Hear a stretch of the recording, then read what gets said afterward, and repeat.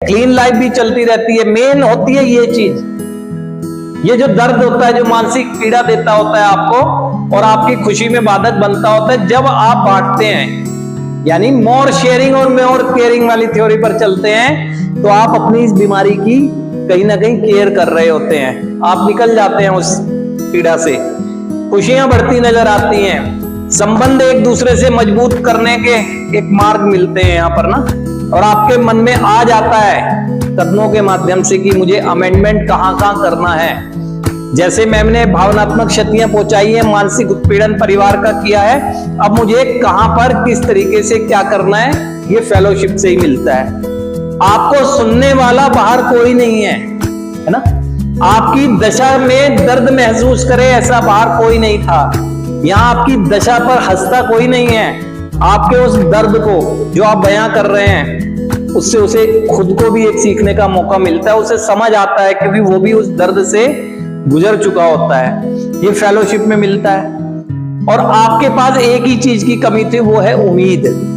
आप सब लगभग उम्मीद छोड़ गए थे कि अब नहीं कर सकता, क्योंकि कई बार असफलताएं आपको मिल चुकी थी अपने उन प्रयासों में। नशा तो छोड़ के कई बार रहे होंगे आप, लेकिन ये चीज नहीं मिल पाई आपको ना। कौन था बाहर जो आपके दर्द को बांट सके? कौन था जो आप खुश रहना चाहते हैं, आपकी खुशी को अपनी खुशी के साथ मिलाकर आगे बढ़ा सके? कौन था जो आपको मानसिक संतुलन या भावनात्मक संतुलन दे सके? तिरस्कार किया हमने, या तो हमने अपने आप से समाज को छोड़ दिया, या हमारी हरकतों की वजह से समाज ने हमें छोड़ दिया।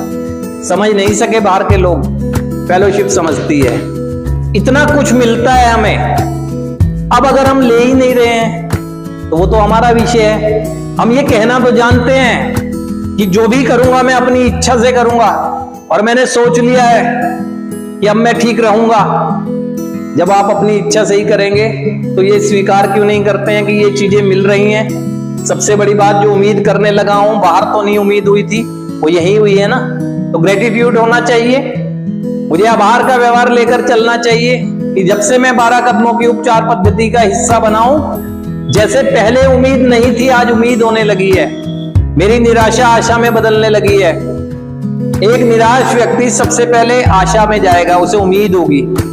जैसे जैसे कर्म करेगा उसे विश्वास होने लगेगा कि मैं सही मार्ग पर चल रहा हूं, और जैसे ही विश्वास बढ़ेगा तो वो भरोसा करने लगेगा कि यही है पद्धति जो मेरे को एक आध्यात्मिक निर्माण में मदद कर सकती है, कि 12 कदमों की उपचार पद्धति। और यही पद्धति है जो मुझे नशा मुक्त रहने में भी मदद कर सकती है, क्योंकि किसी भी व्यक्ति से कोई भी मानवीय शक्ति नशे से दूर रखने में मदद नहीं कर पाती। केवल कर पाती है उस व्यक्ति की खुद की आध्यात्मिक उन्नति, उसका एक स्पिरिचुअल पर्सन बनना, यानी जिम्मेदाराना व्यक्तित्व का एक पुनः निर्माण हो जाना। और वो सारी मदद फेलोशिप करती है और कर रही है।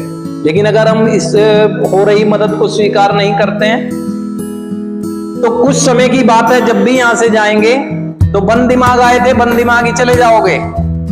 या कहें कि ये कुछ नहीं मिल रहा है आपको मंच मिला है, यहाँ दर्द बांट सकते हो, आपके दर्द को सुनेगा कोई, यहाँ सुनने वाले लोग हैं, क्योंकि वो भी आपके दर्द जैसे दर्द को सहन करके आगे बढ़ रहे हैं।